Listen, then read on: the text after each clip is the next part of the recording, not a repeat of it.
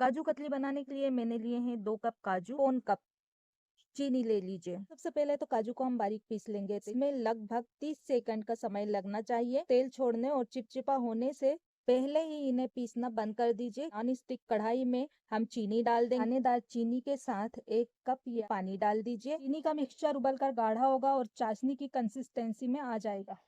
अब आंच को धीमी कर दीजिए। तब कढ़ाई में चाशनी के साथ बारीक पिसे हुए काजू को डालिए। मिक्सचर को धीमी आंच पर 5 से 7 मिनट तक पकाइए। गाढ़ा होने लगा है, इस स्टेज पर इसमें हम 2 चम्मच देसी घी डालकर अच्छे से मिक्स करेंगे। गाढ़ा हो गया है और कढ़ाई के किनारों को छोड़ने लगा है।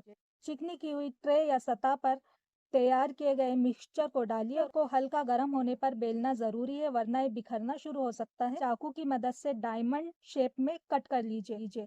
काजू कतली का जो शेप होता है वो डायमंड शेप ही रखा जाता है। रेसिपी डेफिनेटली आपको पसंद आएगी। ये बनाने में भी आसान है और उसका टेस्ट भी लाजवाब है। तो आज ही इसे आजमाएं। ये काजू कतली त्योहारों के लिए एकदम परफेक्ट है।